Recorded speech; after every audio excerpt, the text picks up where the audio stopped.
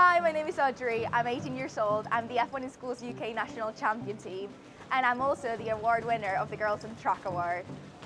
F1 in Schools is a global STEM challenge where people go from joining from ages 9 to 19. You get teams of 3 to 6 people together, and then you compete to create your F1 1/20th scale miniature cars.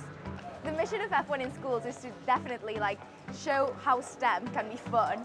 What F1 in Schools really gets you to actually understand is how a team works, how you can apply maths and physics and all the theory you get in your classroom actually into real life. Winning the national title was actually a surreal experience. I couldn't believe it. I shouted, you can see the video, and I literally hear the scream, "Ah!" when I won. It was insane.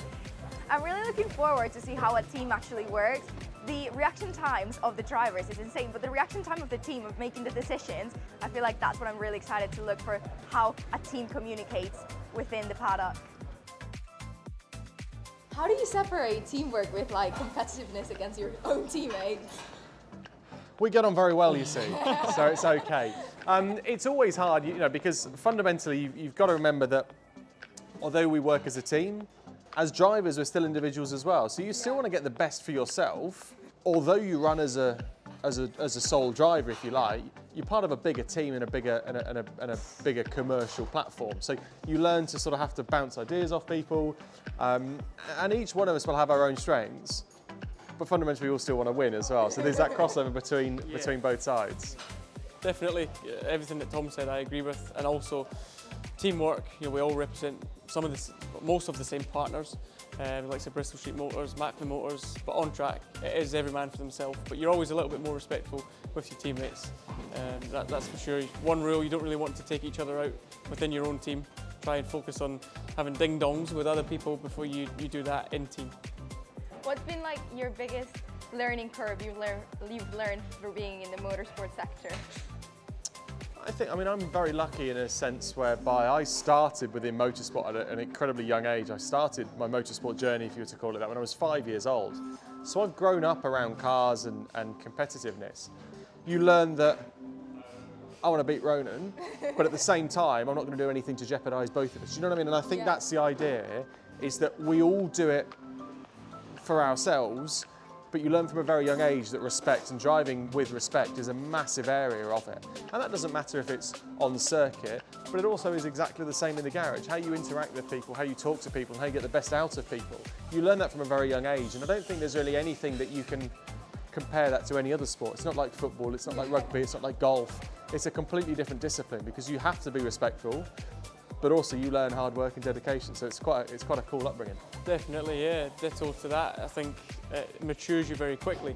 Obviously the same sort of journey as Tom, starting from a really young age. I've dealt with all the sponsorship and commercial side of my own racing for a very long time, so that matures you. But also when you're at a race weekend, you're working with a team.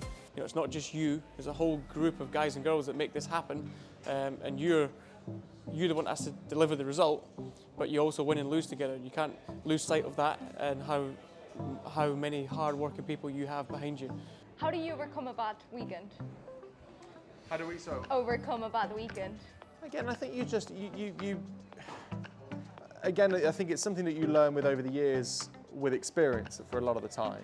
I do, over the years, I've done quite a lot of work with a sports psychologist, and you learn to manage the peaks and troughs, because in any industry, be it motorsport, be it in an engineering sector, be it at school, you'll have great days and you have bad days. But it's just managing the peaks and troughs, because you actually realise that if you've had a bad day, being down and miserable about it won't actually make it any better. And I think the best example of that for me is Lewis Hamilton. If you look at how he came back after that Abu Dhabi race, when he was able to take a minute for himself, compose himself, and actually come back in a better frame of mind off the back of it, that's really inspiring. And I think that's something that we all learn with experience, actually, that a bad weekend is just a bad weekend. It doesn't mean it's a bad year, it doesn't mean it's a bad season, it just means you've got one bad weekend. So you learn to control the peaks, control the troughs, but always look to come back stronger off the back of it. Yeah, definitely. It's important to remember that as touring car drivers, we're in a very, very lucky position to be doing what we do. and there's a lot of people that would dream of being here and might not ever get here.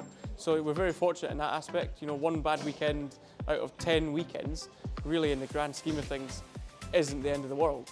It always, for me, I would say the Monday after a race weekend, even if it's been good, you feel like you're on a bit of a come down because you're in this little bubble and you almost live on 2-week cycles where you finish one weekend and then you start prepping for the next one. So you have a little come down on the Monday, even if it's been positive. So yeah, you just have to not lose sight of where you're at and what you're doing because, like I said, we're very, very lucky. Has any of your F1 in Schools experiences been translated into now your team? Yeah, definitely. When it comes to communication, motivation, I was the team manager for the team back then. I also used to seek the funding and sponsorship as well. So even back then, when I was probably 13, 14, I was learning key skills, how to communicate, how to reach out to complete what were strangers. And you know, you're a kid essentially. So yeah, all the way back then, it definitely did help to where I am now. When I joined F1 in Schools, I was like, let's give it a shot. I've always wanted to be an engineer, but I was like, what is engineering? I just like maths, physics, that's it. And I was like, what role of engineering do I want to go into? And when I saw motorsport, I saw cars. It is a sport, it is the adrenaline. You get to see your real life creations going to the track, going at insane speeds. When I saw the competition, I was like, this is a 1/20 scale. Imagine real life world when you're seeing your car fly down, you've got the adrenaline, you've got the race drivers, you've got so many things that are abstract, the weather you cannot predict. And you actually feel like you yourself are immersed into the engineering world and into motorsport. And for example, in my case, I didn't know what motorsport was until I did F1 in Schools, and now I find my dream and my passion. What is your team role here at Accelerate? So here I'm on number 2 on the Mini, which means fueling, making sure the car is clean, just sitting number 1 with pit stops and making sure everything's just kind of ready and easier for the number 1 to get on with setup changes and things like that. What is your career background? So I started off just as a store supervisor, and then kind of thought I changed my career path completely. I did a degree in music and then came into cars.